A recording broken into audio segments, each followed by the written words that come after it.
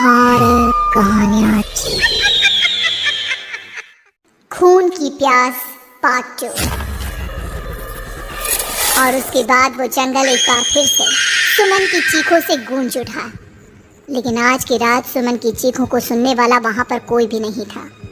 अगर वहां पर कोई मौजूद था तो बस हरिया, जो कि अब एक भेड़िए में बदल चुका था। सुमन के बालों को पकड़कर घसीटते हुए वो जंगल के बीचों बीच एक जगह पर ले जा रहा था। अगली सुबह गांव में। अरे भाई, पता नहीं क्या बात है, अपने गांव का हरिया किसान और उसकी पत्नी सुमन दोनों गायब हैं। दोनों का कोई अता पता नहीं। अरे कैसी बातें कर रहे हो भाई, ये कब हुआ है? अरे पूरे गांव में खबर फैली पड़ी है। कल रात को दोनों खेत की तरफ जा रहे थे, लेकिन लौटकर आए ही नहीं। तो हो सकता है अपने खेत पर होंगे। पूरा गांव ढूंढ कर आया है भाई। जानते हो क्या मिला वहां पर? क्या हुआ भाई? क्या मिला? बताओ हमें, क्या मिला? अरे हरिया की पत्नी सुमन के कपड़े पड़े हुए थे। शरीर का एक एक कपड़ा फटा हुआ झोपड़ी के बाहर पड़ा था, लेकिन दोनों पति पत्नी का कोई पता ठिकाना नहीं था। अरे भाई, लेकिन उसका जो दोस्त है ना रामू किसान, उससे पता करके आते हैं ना। अब तक तो दोनों साथ ही खेत पर जाया करते थे। हाँ, हमें उसके घर जाना चाहिए भाई। चलो वहाँ चलते हैं, चलो। वो सारे लोग रामू के घर पर पहुँचते हैं। रामू अपने घर के बाहर बैठकर हुक्का पी रहा था। आज सारे के सारे लोग टोली बनाकर मेरे घर क्यों आ रहे हैं? क्या कोई मर गया क्या भाई? अरे कैसी बातें कर रहे हो? तुम्हारा सबसे अच्छा दोस्त हरिया और उसकी पत्नी गायब है और तुम यहाँ बैठकर हुक्का पिए जा रहे हो हैं? रामू ने अजीब सी नजरों से उन सब गांव वालों की तरफ देखा, जिसकी वजह से वो लोग एक बार के लिए डर गए। गायब है? अरे गायब नहीं है, मुक्ति मिल गई है। उन दोनों को मुक्ति मिली है। इस दुनिया में आकर हर इंसान पाप करता है और उसे उसके पापों के लिए मुक्ति मिलना बहुत जरूरी है। अरे ये कैसी बहकी बहकी बातें कर रहे हो भाई, हैं? और इसका चेहरा अजीब सा क्यों लग रहा है? लगता है दोस्त के मरने का गम बैठ गया है। पागल हो गया है शायद ये पागल। ये बात सुनते ही रामू चीख कर जोर से चिल्लाते हुए कहता है, पागल मैं नहीं हूँ, पागल तुम सब हो। और ये शैतानी जंगल अब तुम में से किसी को नहीं छोड़ने वाला, सबको खा जाएगा। याद रखना मेरी बात। शैतानी जंगल? कैसा शैतानी जंगल? लगता है रामू पागल हो चुका है। हमें यहाँ से चलना चाहिए भाई। चलो। तभी रामू की पत्नी बाहर आती है। नहीं, आप लोग इनकी बात का बुरा मत मानिए। 2 दिन पहले हरिया के साथ खेत पर गए थे। जब से वहाँ से आए हैं तब से ऐसी ही बातें कर रहे हैं। भगवान जाने ऐसा क्या देख लिया उन्होंने, खेत में कुछ भी बड़बड़ाते रहते हैं। लेकिन गांव के लोगों ने कमला की कोई बात नहीं सुनी और वो सब वहां से चले गए। रात अब धीरे धीरे ढलने लगी थी। तभी अचानक किसी ने धीमी सी आवाज में रामू को पुकारा। रामू, आ जाओ, मैं तुम्हारा इंतजार कर रहा हूँ। और सुनो, अपनी पत्नी को साथ लेकर आना, नहीं तो काम अधूरा रह जाएगा। ये आवाज सुनते ही रामू के चेहरे पर शैतानी मुस्कुराहट आ जाती है। वो धीमे कदमों से अपने घर के अंदर आता है। क्या हुआ? तबीयत ठीक है ना अब आपकी? मैं तुझे अपने साथ खेत पर ले जाने आया हूँ, चल। मैं तुम्हारे साथ कहीं नहीं जाने वाली। मुन्ना गहरी नींद में सो रहा है और उसे अकेला छोड़कर मैं तुम्हारे साथ खेत पर नहीं आ सकती। वैसे भी तुम्हारे उन खेतों में भगवान जाने कौन सा राक्षस घूम रहा है, मुझे तो डर लगता है। रामू गुस्से में दांत पीसता अपनी झोपड़ी से बाहर आ जाता है और कमला गहरी नींद में अपने बच्चे के साथ सो जाती है। तभी अचानक रात को रामू की झोपड़ी के ऊपर एक साया वही गाना गुनगुनाते हुए घूमने लगता है जो हरिया के मोबाइल में बजा करता था।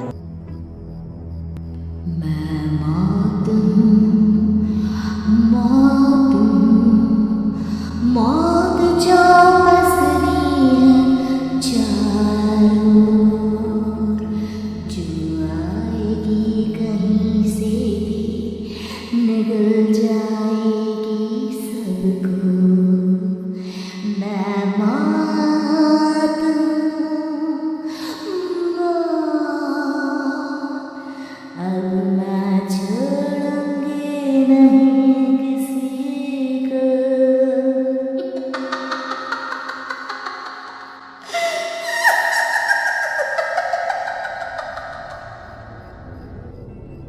ये आवाज सुनकर रामू की पत्नी कमला की आंख खुलती है और वो देखती है कि उसका मुन्ना अपनी जगह से गायब था।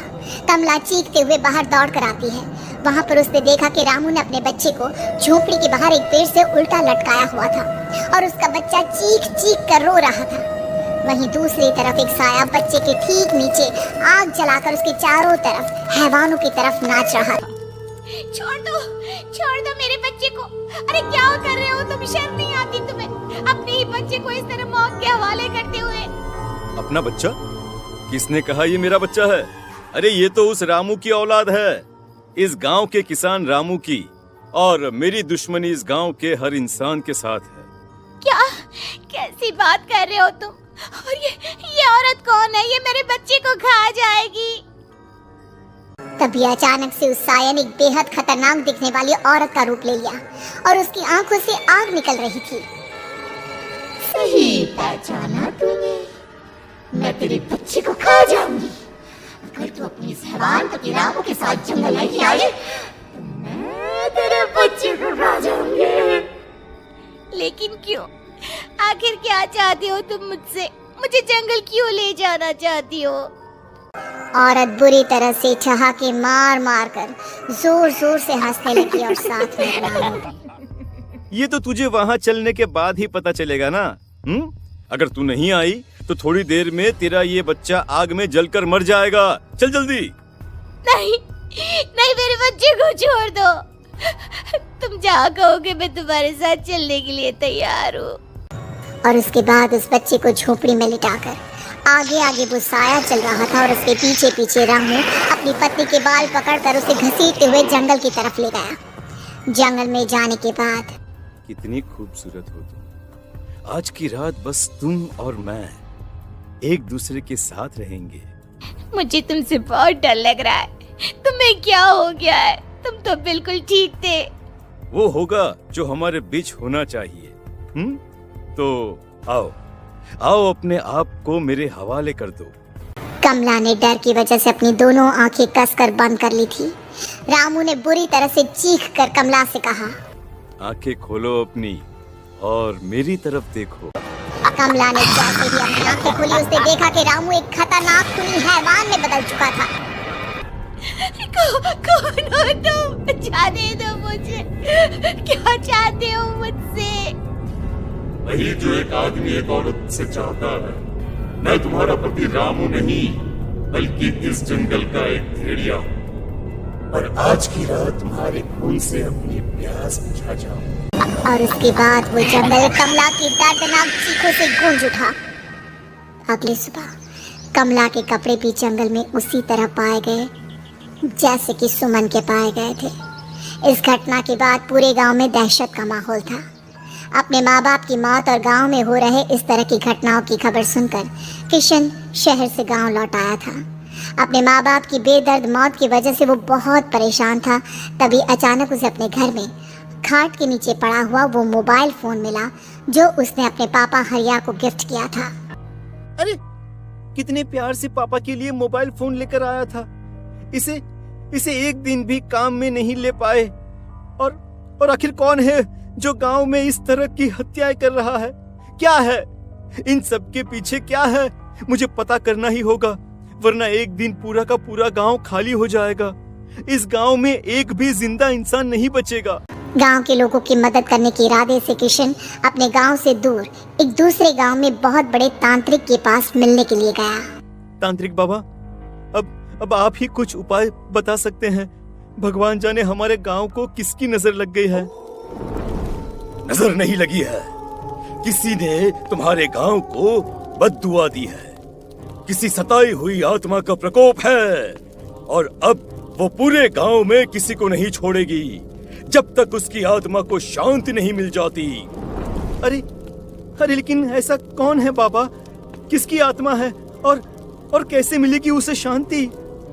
मौत है, मौत कहीं से भी आएगी और सबको निगल जाएगी। इससे बचने का सिर्फ एक ही उपाय है, लेकिन उस उपाय को करना आसान नहीं होगा। जो भी उस उपाय को करने की कोशिश करेगा उसकी जान जा सकती है।